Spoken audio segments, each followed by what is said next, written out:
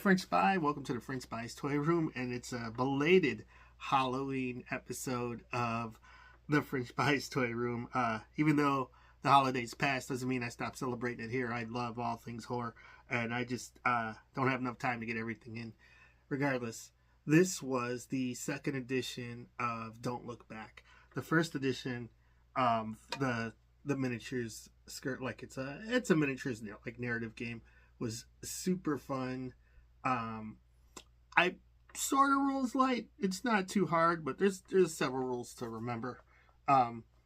They came out with a second edition hardcover, and it really ups the ante for the amount of content as compared to the first game. So I popped this open because I felt like playing some Don't Look Back for the holidays. So I was just using for my first edition stuff. Didn't really get into anything, but I was like, oh yeah, I got the book. Let me take a peek in it and just see what's different. There's so much. I just used the standard core rules. I didn't get into any of the advanced stuff, so we'll take a look at that here. But anyways, Don't Look Back.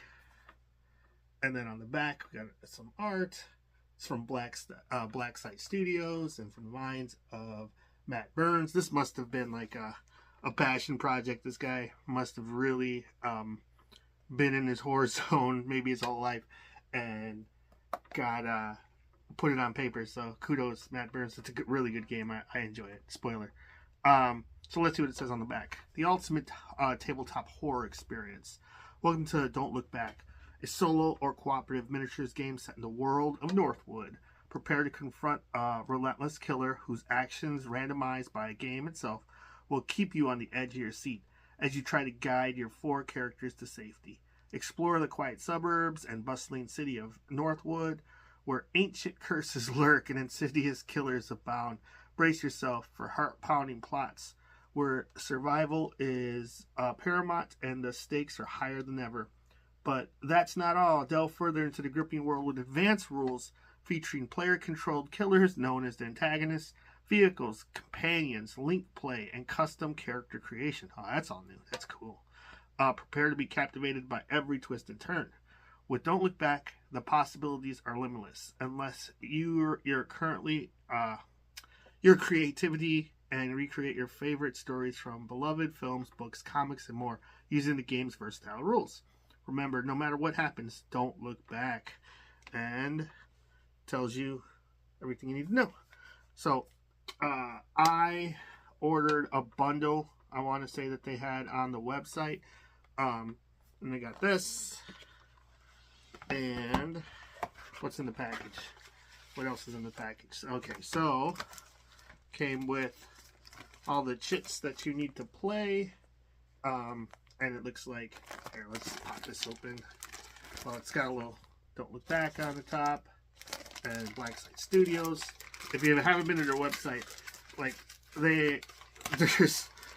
there's something for every horror fan on there. I'm telling you, if you like tabletop games, and not just horror games, they got all kinds of games now. Like when I first was looking, I think they just had like one or two games. It was like this and a space game that was like astronauts battles or whatever. But now there's just so many different games they have up on there. So anyways, so you got health tokens and then the flashlight tokens. Oh, stuff's just popping out. So you can, if you have a flashlight, you can signify it's on or off. These are double-sided tokens. So on the back, you got like actual statuses, like enraged, bleeding, trip. That's cool because that's new and different from the first one. The first one came with a bunch of tokens, but some of them made sense. Some of them, I just double used them for whatever purpose I needed for that turn, just as a marker of some sort. But really great indie game. I'm not saying that it didn't have everything you needed. It did.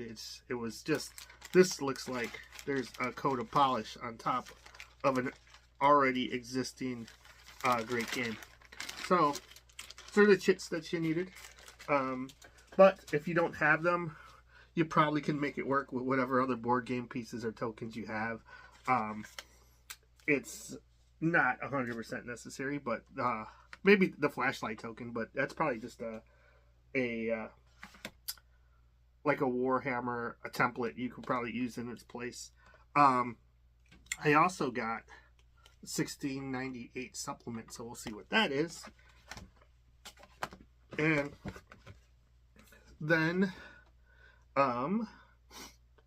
they always one reason I'm a sucker for games is they pack their main games and their expansions in old VHS cassette tapes. So a couple of these are the new ones and some that I own already. So we got a pack with the heroes, and then on the back you can see the heroes that are included in this one. It looks like there's what do you call it? A couple more figures than from the first one.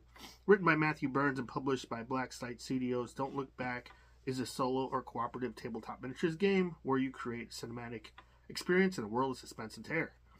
Okay, so let's hold on one second. So looks like there's some new artwork in comparison to let's see, the first edition box. Looks like they upped their art a little bit.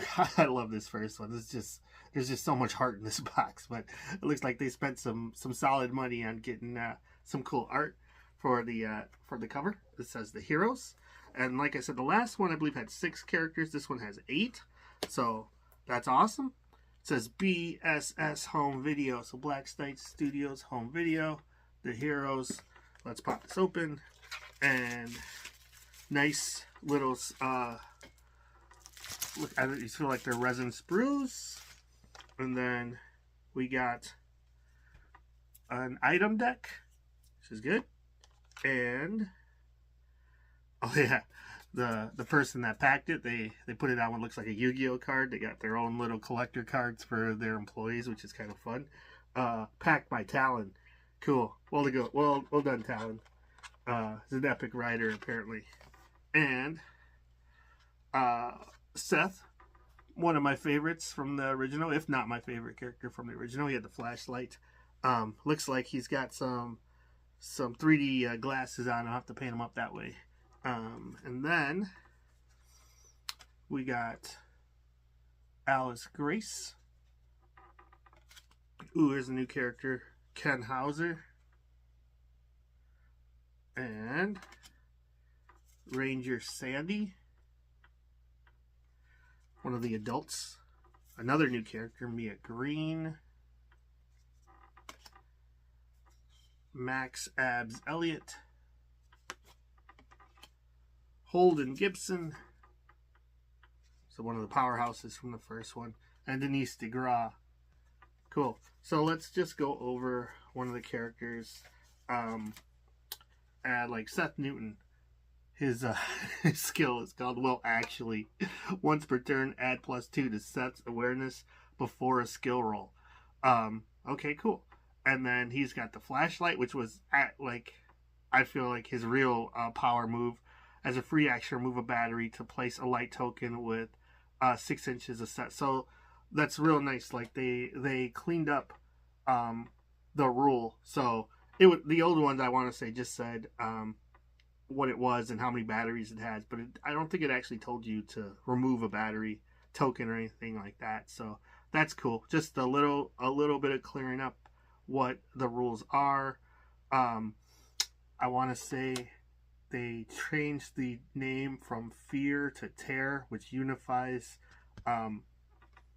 it just makes everything a bit more clear, because in the old ones it would say whenever you got to double your Tear or your Fear stat, that's when your character would basically be removed from the game. So it's just cleaning up some stuff is what they did. Let's see. I don't know if the wound count is the same. 3, 6, 9, 12. I think so. No, 3, 6, 9. I want to say there was more wounds before. So he's got 9 wounds. So let's see. Are they all 9? No, some of them have more. So I guess its variance depends on your character. So your stats are wounds, move, combat, awareness, tear, and luck. And basically wounds are self-explanatory. How many times you can get hit, your move. He's only moving 3 inches. Oh wow, he's kind of slow. Combat.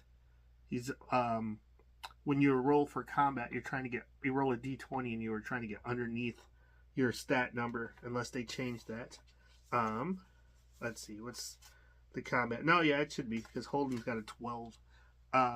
Awareness 13, so that's a really important stat. It's like you searching for things or having to figure out objectives.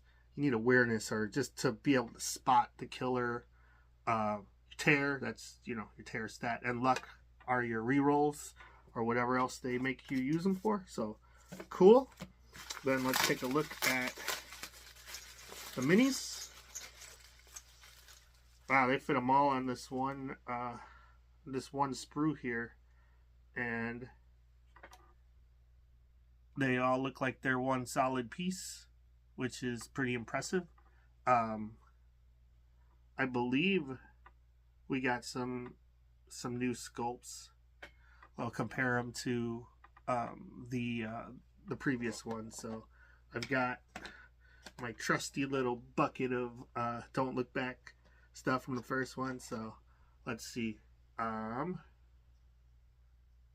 Is it the same? So there goes my rendition of Seth, and looks about the same. I want to say maybe did I have to assemble this? I don't remember if I did or not. But as we got Seth. Okay, yeah, so what was it, Max? He's a little bit different now. So I'll be able to change up the paint jobs a little bit. Was it Denise? Denise was on the phone.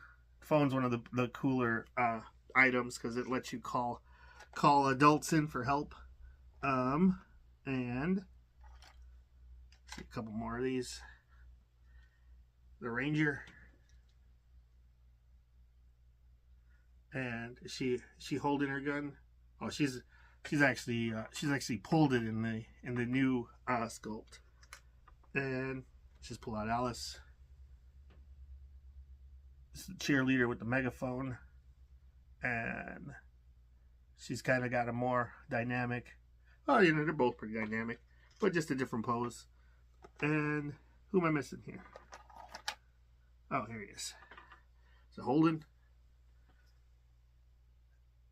And Holden, I was going for that classic Night of the Living Dead look, but here we go. What's he doing now? He's also they're actually getting ready to shoot the the killer and with the new sculpt, so that's cool. And they have 25mm bases. Put those back in, and you can see. Let's take a look at. Like I said, in the old box, the cards, the layout's a bit different now. So let's see if I can just grab one of these, just so you can see how the card template has changed, and it looks just really really snappy. So here we go. We got Ranger Sandy, and in the old one it was just a snapshot of the miniature, and it looked like a file card, which was fine. But this one just they changed the way it's oriented, and on the back you had like a story, but I believe they keep that in the core rulebook. So cool. All right, by the way, awesome. Really liking that. Let's take a look at the cards. Okay. And I don't know if the cards were packed in the first one. I remember I bought additional cards, like the weapon cards. I want to say a pack, but I don't remember. It's been a couple years already. But we have the pistol. Looks like a piece of color art on it, and tells you how many shots you got and how much damage it does. Got an assault rifle. Look at a handful of these. Same deal. And whatever special rules it got. It actually does 3 wounds. And when making a long range attack with this weapon, you may spend an additional ammo to give the attack +4 combat skill. Okay, so that's huge, especially just playing it again recently. It's so hard to succeed with your skill checks once you start building up the tear, because they add negative modifiers to some of your checks. So you're searching for something, or you're fighting, and you're not doing well because you're freaking out. So it's very thematic. We got a flashlight, an energy drink, and oh, here we go. That's a good one. An antique sword. That's cool. Antique sword. Damage 2 wounds. Damage from this weapon cannot be reduced. Ooh, all right. That's awesome. And knife, bow. We got a machete behind there. Let's see. These are all just... Oh no, it's got everything mixed in. Here's the cell phone. Look at that. Look at that Nokia. Looking great. First aid. I don't know why this first aid really popped. Maybe it's because it's red. How much does the first aid heal you for? Quick action. Discard this item to remove D10 wounds. Oh, so you're rolling for it. So good luck. This it's really funny. This is definitely a game for an older audience. My daughter, she's 7. She loves rolling dice. She sees Dad rolling dice at a table and she wants to join in. I was a little hesitant. I was like, yeah, you know, like this game is for Dad, right? And she's like, I just want to roll a couple of dice. 7 turns later, she's frustrated because we were trying to find some trying to find an item, and she rolled like she kept missing the score by 1. Like, it was ridiculous. She rolled like 7 12s in a row. She needed like 11. But you know, it was, I could tell the game was still fun because she didn't leave or give up. It was engaged, but like I had to tone down what was happening just to make it a family event. But still a good game. Yeah, it's hard for me to steal a free minute. My daughter always is looking for me whenever I'm doing anything in the house. So, anyway, so this is an early morning recording while family's still sleeping. We got the killer. It's another box, and it says Northwood will never be safe again. Looks like maybe I can build 2 killers. We'll see. It's got several different loadouts. So in the first edition of the game, the killer model, let's see if I can find him real quick. He came with a sprue, and you could build him a couple of different ways, but this model is always out of stock on the website, so I never bought more than one. The game, like, I don't know how limited their runs are when they make stuff, but when it comes in, grab it if you want it, because they do sell out, and it's a while before it gets restocked with anything. Same thing on the back of this killer box, other than nope. So let's see. It's got some trait cards. Looks like they changed that up a bit. And let's take a look at the sprue. Oh yeah, so I got 2 bodies here. And it looks like I got options with, what do I got? 5. I got 8 different heads, so good luck choosing what you want. Some of these are new and awesome. I might have to do that pig face. I don't see what's stopping me. Man, yes, there's some good stuff here. The sack head, some bald head. Or no, like there's actually 9. What is it? 3, 6. There's like a scarecrow head or something in the center there that I just did not see. So it's gonna be tough narrowing this down to 2. So if they sell this killer pack, might have to get a couple of them if it's in stock still. But this game is also I would say for what it is, it's a great game, but it's not the cheapest. So you start adding stuff into a cart and you want everything, it could add up quick. So beware.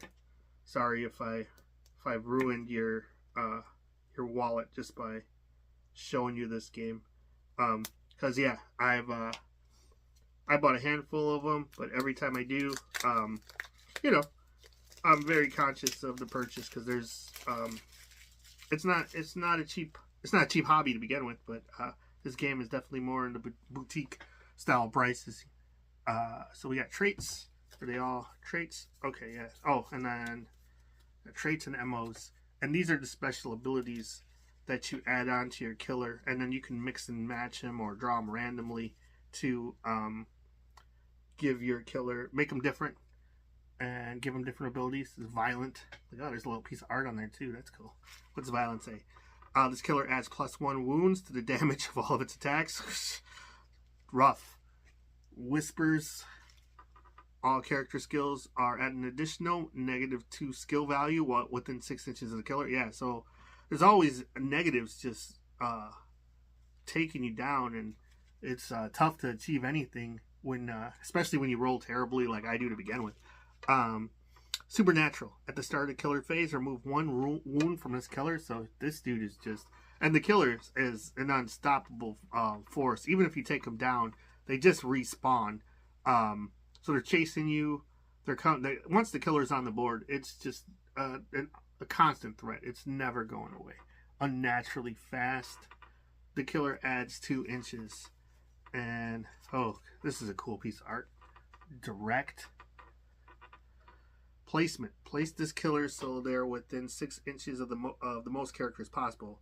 In case of a tie, the players may choose movement. When the killer moves, it moves towards the target and the closest character. In the case of a tie, yeah, direct. So that's cool. And this is an MO, so this is like how they're placed and how they moved. Oh, lunge. Oh no, this is the ability that we had. It's a piece of art. Looks like one of the monsters from like Descent or something. Place the killer in contact with the most characters possible. In case of a tie, choose a random character. When this killer makes an immediate attack with its attack 2. Okay, when the killer moves, it will move towards the target which has suffered the most wounds. In this case, the player may choose. So, this was the exact MO that the character we were fighting against yesterday was using. And we were actually, here it is. So we have the character cards, and what we were playing against was the Disjointed. And the Disjointed, we'll just take a quick peek at what the Disjointed does, because this is what was freshest in my mind, so I'll know if it's different. So 9 wounds. Sometimes it's twisted and haunched. 4 moves on all 4s. Its head's twisting unnaturally as it stares. Each step it takes, its bones and tendons creak and snap. Remove the killer from the table and then place it using its MO. So we had the MO of lunge. So it was just... that was right? That was an MO? Yeah. So it was just kept coming and then backing away in the old one, using its weird attack. Special movement. When the killer moves, all characters in line of sight gain 1 point of terror. So when it's coming at you, you're just racking up the terror as long as you can see it, right? Shutter step, which you think would be its, you know, usually the attack that's doing damage is the one that's that you should be most afraid of from these characters, because they're just racking up the damage. But now it's disjointed. So this attack targets character in contact with killer, the most points of terror. In case the tie, the players may choose. A combat 14, 1 wound and 1 point of terror. So when it does damage. So combat 14 means you roll a d20 and you have to get under the 14. 14 or under. And then you hit. So then attack 2 was the unnatural crawl. The killer moves 3 inches directly away from the characters in contact with it. If there are no characters in contact with the killer, move the killer towards the closest character. In this case of a tie, the player may choose. So what do you call it? The kill. So this killer with that attack too, where it would just like move away and keep coming towards you, like that just kept adding on the with its special ability, the add one terror to everyone that could see it. So it was spawning, jumping in front of somebody, backing away, and just kept walking towards. So it's just like as long as it's walking and you see the character, you're just getting more terror tokens, and they add up fast. And once you got more than like half of what you're doing, it's tough to get anything done. So cool ability that took me a minute to realize what was happening in the game. We got Athro, looks like it's like a ghost type character. Mutated, ooh, new piece of art. It's cool. And familiar, not Michael Myers. There you go. Mutilated, not Jason Voorhees. And the mundane. This is just a psycho killer. Look at Ice Cream Man. Cool. And cards and the killers. Okay. So then, like I said, the rulebook. So I will turn this around so then we can take a look inside of what we get in the Don't Look Back rulebook. Alright, so here we go. Alright, so let's take a look at the full color rulebook. We got, looks like a double splash page of red. I'm not sure if it's what I'm supposed to be looking at, if it's the forest or just the blood splatter. The rules of cinema. It's telling you what, let's see. At its heart, Don't Look Back is about the narrative you want to create. I have always wanted to create a game that lets you, the players, make the story you want to play. If a situation comes up in the game and you are not sure how to resolve it, talk with the other players to create an outcome that will tell you the best story. When in doubt, choose whatever increases the body count. We encourage you to lose for trouble and plots. We encourage you to look for troubles and plots and create interesting stories through play. Please homebrew special rules, killers, and plots that make the game what you want it to be. Awesome. So, some of the terrain, which their terrain is really cool. I've got one of the houses, and I'll show it to you in a bit. It looks, it's cool. They're a bit of work to put together, but pre-colored, so can't knock that, and looks great on the table. Wow. So lots of different things going on in the chapter guide. So let's see. In Northwood, got a really awesome looking map of where the locations are in the town, the Northwood. Tale of Two Worlds, so giving you a little backstory on the history of the Dark Woods, or Northwoods, and town called Northwood. So looks like a lot of.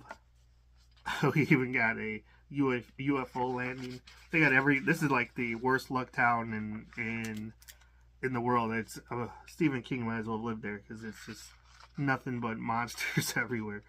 Alright, so then we got what looks like bios for each of the characters. We got Holden, Denise DeGraw, which is cool, Seth, Alice, Max Elliott, Mia Green, Ken Hauser, Ranger Sandy. Pat was the mutilated character from the first game where you'd find parts of them. So the prologue and what you need to play. So yeah, you need a D20, a D10, tokens, which I showed you, miniatures for the characters and the killer, the reference cards, 3x3, it plays on a 3x3 table, and you need a measuring stick or widget or tape, whatever you want. This is really cool. This is the Bloody Tyrant. Must be what's playing at the theater, or if this is a location to go to, but cool. Oh, we gotta kill a robot. Got some, what is it, some chopping wall action. Not bad. So yeah. So you set up a table, and on the table you'll it'll tell you, or you'll come up with a couple of locations to put up your objective tokens, and then it's the characters.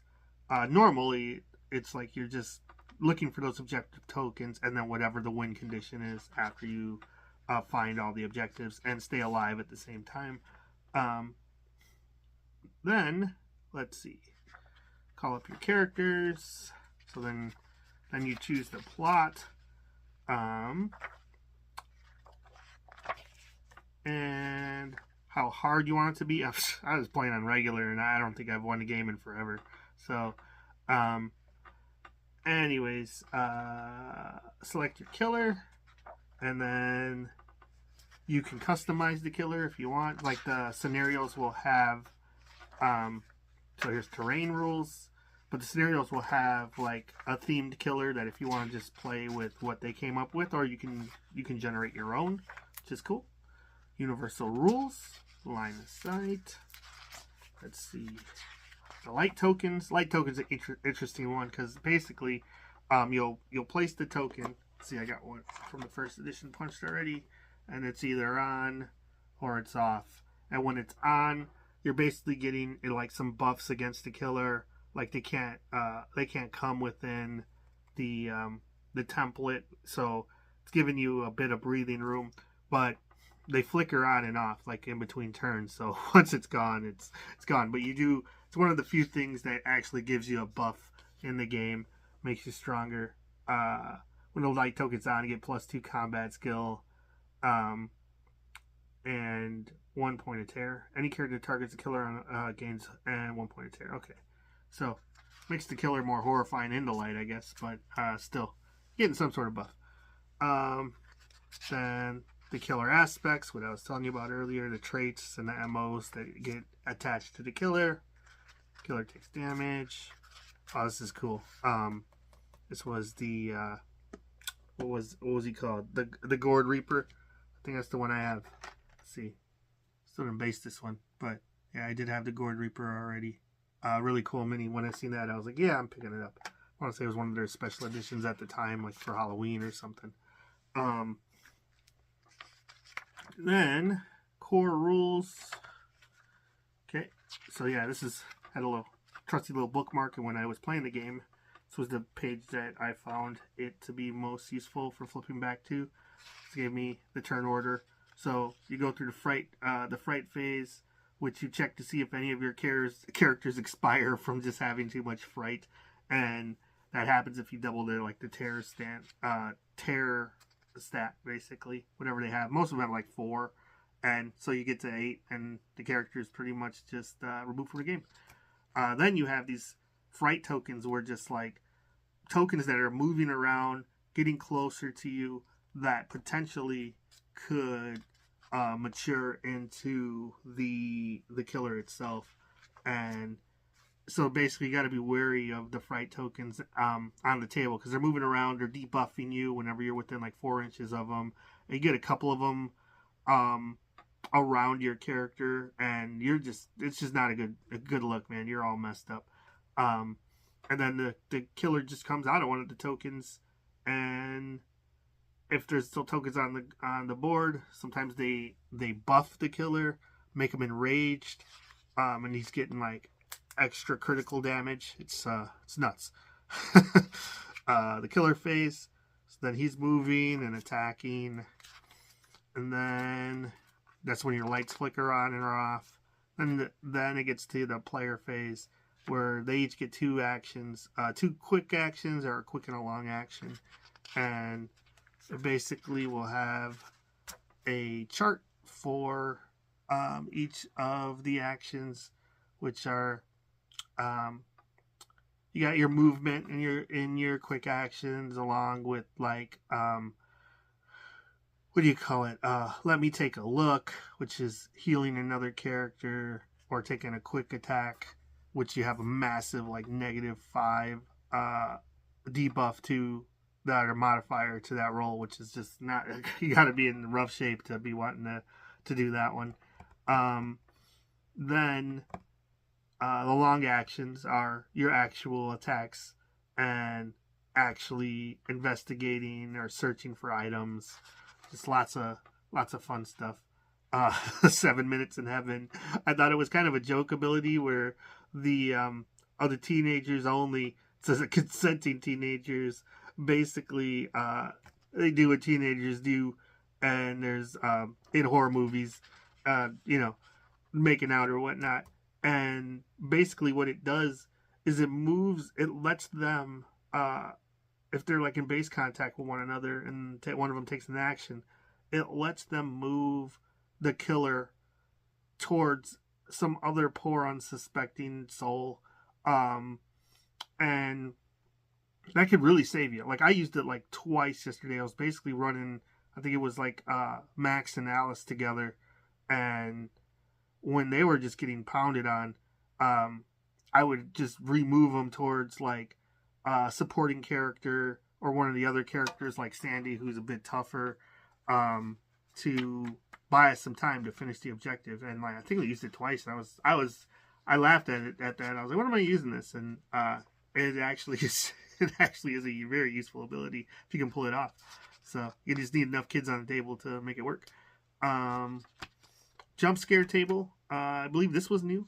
This was really cool. It added, when you basically designate pieces of terrain at the beginning of the game that trigger the jump scare, and it's just adding some extra fluff, like flickering lights or intense paranoia, or the character actually comes out of like behind that tree or out of the house that you thought he was hiding in, and gives you the jump scare, and it's it can get tense.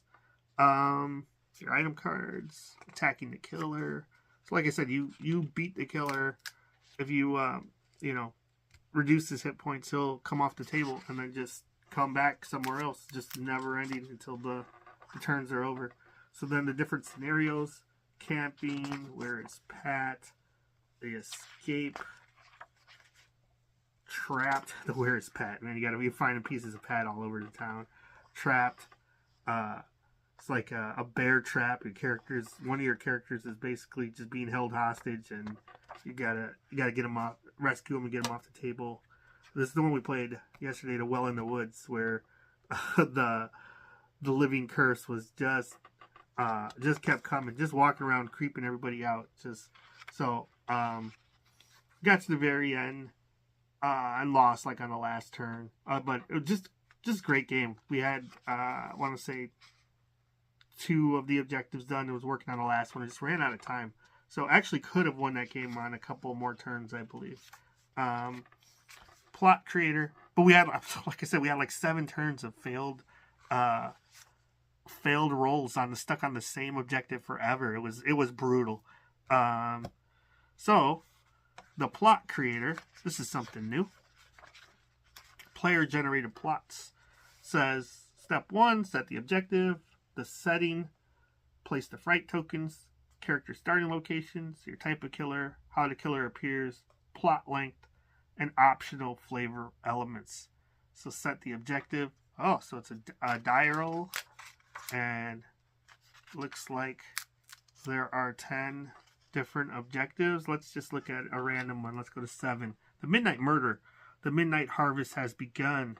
Players should use the rules for secondary killers in this plot. Ooh, secondary killers. I've never seen that before. Points of interest, none. Special rules, no hope. Whenever a character or supporting character falls victim an odd number turn, each killer on the table becomes enraged. Dang. Fleeting hope. Whenever a killer is driven off on an even numbered turn, characters may remove all instances of bleeding and remove 1 wound. Alright. So, got the setting. So it looks like there's tables for each thing. So, character starting locations even. So roll a d5, so it's d10, and divide it. Type of killer. So then roll a d20, and it tells you what happens if I get like a 13. Use the Beast of the Northwood killer from page 137. And then optional special rules. The killer's attacks add +2 to their chance for critical. Oh, that's cool. Okay. How the killer appears. Plot length. Chaos if you roll a 1. 9+ turns. And roll a d10. Okay. Cool. And if you roll 1 through 5, the plot ends when the plot's objective is met. 6 through 10. At least one character must survive until the end of the last turn of the plot. Okay? Flavor elements. 20 of these. Let's say we rolled a 9. Malted Flame. Players add a light token to the table anywhere in table section B, C, or D. Cool. Extra light tokens. Helpful for the players. Whoa. Look at that. Got our hockey mask. There's a smile on it. We got our killers in the Northwood. Oh, cool. Full art. Woodsman. The Living Curse. The Beast of the Northwood. Grayson. The Lakeshore Killer. Gus. It's just Gus. Whistler. The Judge is that I'm stuck on Gus, man. Like, a quick story. When I was younger, there was, I still to this day, one of my good friends. I don't know why, just being early 20s, just a jerk, I guess. And I just named this one of my coworkers just Gus, and the other guys found out about it and just told him that we were calling him Old Gus, and he thought it was hilarious, but still brings it up every now and again. So every time I see Gus, I think of my friend Mark. Man, it's just funny. Anyways, the Judges of the Hangman's Rock. Harbor Master, cool. The Seer. So I wonder if these are like the killers from some of the existing expansions, or if they just made some new ones. Advanced rules. We got advanced light token rules. So we got a D10, and on a 7 through 8, the diminishing light. The light uses a 3-inch light token. In the first turn, diminishing light tokens are on the table. They follow the rules for normal lighting. The second turn they are on, they count as dim lighting and are removed at the end of the killer phase in step 4. Just out of sight whenever diminishing light tokens are removed. Replace them with fright tokens. Oh, terrible. It went from being one of the most helpful items to something you don't want to be around because you're getting terrified from it. Themed jump scares. Man, just tables for everything. This looks great. Rural jump scare, subterranean jump scare. Oh, that's cool. Woodland jump scares. So depending on how you got your terrain set up, you're getting different jump scares. Vehicles. That's awesome. I want to say there was one where you had to get to the car, but now it looks like there's actual driving rules. Companions. Creating your own characters. Oh boy. So that's definitely new. Brawler, leader. Playing with multiple killers. I can't even handle the one, much less several. Pack killers. The cultist. Cool. And Midnight Survival. Advanced rules games for 6 players. Whoa. Starting Midnight Survival. Wow, that sounds crazy. Survive Until Dawn. Overrun. The Midnight Hunt. Cool. Oh, is one of their cooler miniatures that I wanted to pick up on their website. So that's neat. The Antagonist. Advanced. Oh, so this is when you have like a GM or just a evil player that's playing the actual killer. So rules for that. The Director. Okay. Choosing a plot. Choosing the killer. So this is just alternate ways to set up your game. This is awesome. Art. Trilogies. Advanced rules for playing linked campaigns. Oh, so this is just stuff's carrying over from Pursuits of Return. Between games, we'll need to find out if the next game will have a pursuit or a return. The pursuit takes place within the same day or even within a few hours of the previous plot, not giving surviving characters much time to prepare. A return could be weeks or even months. Cool. So, this table there. Insight points. When a character scores a critical hit from attack, they immediately gain an insight point. A character also gains insight points when they drive off the killer. Unused insight points are saved between the game and the trilogy. An insight point can be used to, and it gives you all kinds of different buffs. Add +2 to a skill. Increase a character's chance for critical hit. Ignore a killer's trait for the turn. Treat a character's current points of terror to 0, so that's huge. So some of those that are just giving you a +2 for one roll, that's tough. But treat a character's current points to 0. Anything killer uses for such as movement, combat. Okay, so that's cool. Take an extra action. So those are cool. Setting up a pursuit. Visions. What is this? Visions. 3 link play plots that follow the characters. I want to say this was actually an expansion box. So Visions 2. So these are all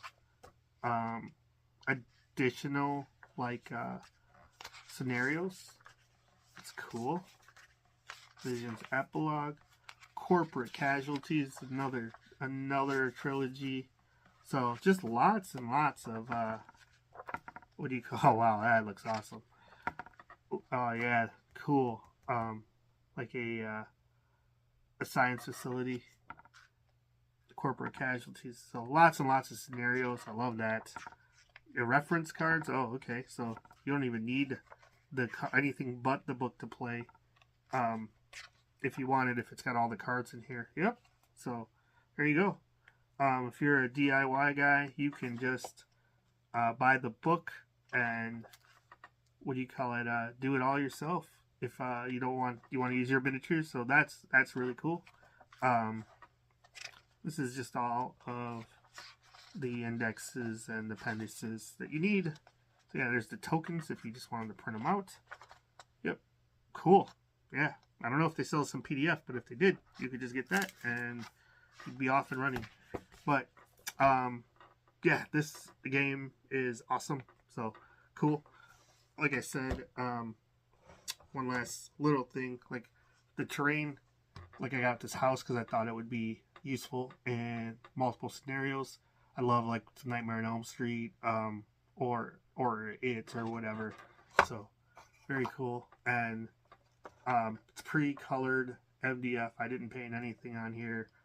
You could spruce it up if you wanted, but multi-floored, and just adds a dimension to the game. Actually, difficulty, to be honest. Like, 'cause you're going up the stairs, it's taking more turns than if it's just a flat plane. But cool stuff. A lot of work to put them together. But anyways, that was the core box, and then I'll do another video going over the 1698 when I get some time. Anyways, thanks for watching. See you next time.